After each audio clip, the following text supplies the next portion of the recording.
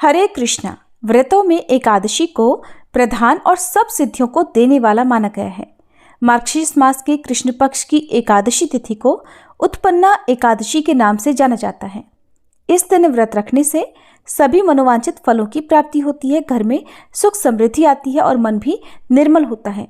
मार्गशीर्ष मास के कृष्ण पक्ष की 11 यानी 11वीं तिथि को ही भगवान विष्णु से एकादशी तिथि प्रकट हुई थी, इसलिए इस दिन उत्पन्ना एकादशी का व्रत रखा जाता है और इसी दिन से एकादशी व्रत करने की शुरुआत हुई।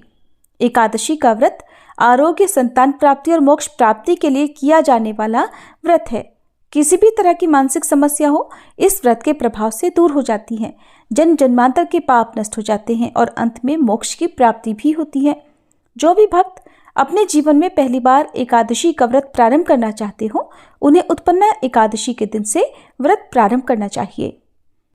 कथा के अनुसार एक बार भगवान श्री विष्णु और मूढ़ नामक दैत्य के बीच भीषण युद्ध हो रहा था। युद्ध के बीच में भगवान विष्णु जब थक गए तो वह बद्रिकाश्रम में गुफा में जाकर विश्राम करने लगे। दरअसल विश्राम करने के पीछे भी भगवान श्री विष्णु की लीला ही थी। इसी बीच राक्षस मोर भगवान विष्णु का पीछा करते हुए उसी गुफा में आ पहुंचा और विश्राम कर रहे श्री विष्णु जी को उसने मारना चाहा। तभी श्री विष्णु जी के शरीर से एक दिव्य तेज प्रकट हुआ, जो एक देवी के रूप में परिवर्तित हो गया और उन्होंने राक्षस का वध कर दिया। जिस दिन ये घटना घटित हुई वह मार्गशीर्ष मास के कृष्ण पक्ष की 11वीं तिथि थी। देवी से भगवान विष्णु बहुत प्रसन्न हुए और उन्होंने उनका नाम एकादशी रख दिया। श्री हरि के शरीर से उत्पन्न होने के कारण उत्पन्ना एकादशी ये इस तिथि का नाम पड़ गया। चलिए अब आपको बताते हैं साल 2024 में इस बार पवित्र उत्पन्ना एकादशी का व्रत कब रखा जाएगा और पारण कब किया जाएगा, क्योंकि इस बार भी एकादशी तिथि 2 दिन रहने के कारण आपके मन में ये प्रश्न जरूर होगा कि किस दिन आपको उपवास रखना चाहिए। इस बार मार्गशीर्ष मास के कृष्ण पक्ष की एकादशी तिथि प्रारंभ होगी 26 नवंबर मंगलवार को 1:03 AM से। देखा जाए तो ये सोमवार की मध्यरात्रि का समय होगा और एकादशी तिथि की समाप्ति होगी 27 नवंबर बुधवार को सुबह 3:47 पर। मंगलवार के दिन सुबह से लेकर रात तक एकादशी तिथि विद्यमान रहेगी। मंगलवार को तो एकादशी तिथि है ही, लेकिन साथ ही साथ बुधवार के दिन भी एकादशी तिथि का स्पर्श हो रहा है, यानी इस दिन भी सूर्योदय से पहले एकादशी रहेगी।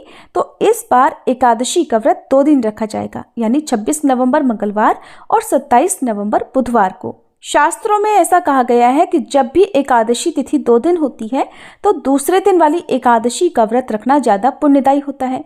अब यहाँ पर आपकी इच्छा और आपकी श्रद्धा पर निर्भर करता है कि आप किस दिन उपवास रखना चाहते हैं। अगर मेरी बात करें तो आपको 27 नवंबर बुधवार को ही एकादशी का व्रत रखना चाहिए, लेकिन फिर भी बहुत से लोग एक दिन पहले वाली एकादशी में ही व्रत रख लेते हैं। तो आपको दोनों ही दिन के पारण मुहूर्त के बारे में भी बताएंगे।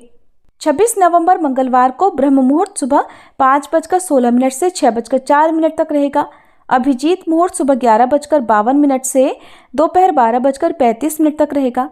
प्रीति योग, जो कि बहुत ही शुभ योग है, प्रीति योग और आयुष्मान योग में कोई पूजा की जाए, कोई उपाय किया जाए तो वो अवश्य फलित होता है। प्रीति योग दोपहर 2:13 तक रहेगा और उसके बाद में आयुष्मान योग सारा दिन रहने वाला है। प्रातःकाल पूजा का मुहूर्त रहेगा सुबह 5:32 से 6:53 तक। सायंकाल पूजा का शुभ मुहूर्त रहेगा शाम 5:24 से 6:45 तक और राहु काल दोपहर 3 बजे से 4:30 बजे तक रहेगा। द्वादशी तिथि प्रारंभ होगी 27 नवंबर बुधवार को सुबह 3:48 से और समाप्त होगी 28 नवंबर गुरुवार को सुबह 6:24 पर। अब आपको यहाँ पर एक बात का विशेष ध्यान देना है कि जब भी एकादशी का व्रत रखा जाता है तो अगले दिन व्रत का पारण करते समय, यानी व्रत खोलते समय ये भी देखा जाता है कि उस समय हरिवासर तो नहीं है, क्योंकि हरिवासर की समाप्ति के बाद ही व्रत खोला जाता है और हरिवासर का जो समय होता है वो लगभग 5 से 6 घंटे का समय होता है।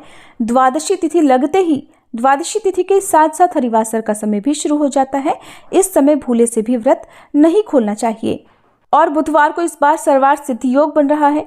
सूर्योदय होगा इस दिन सुबह 6:53 पर, सूर्यास्त शाम 5:36 पर। ब्रह्म मुहूर्त सुबह 5:16 से 6:04 तक रहेगा। आयुष्मान योग दोपहर 3:13 तक रहेगा और बाद में सौभाग्य योग सारा दिन रहेगा। हस्त नक्षत्र सुबह 4:34 तक और बाद में पूरा दिन चित्रा नक्षत्र रहेगा। बहुत ही शुभ दिन रहने वाला है। आपकी पूजा, आपका व्रत अवश्य फलित होगा। राहु काल दोपहर 12 बजे से 1:30 बजे तक रहेगा। हरिवासर 27 नवंबर बुधवार को सुबह 11 बजे तक रहेगा और जब तक हरिवासर रहता है तब तक व्रत नहीं खोला जाता।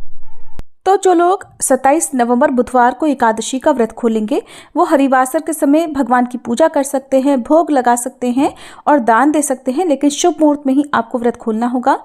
27 नवंबर बुधवार को दोपहर 1:31 से 3:40 तक का जो समय है वो व्रत खोलने का यानी व्रत पारण का शुभ मुहूर्त रहेगा।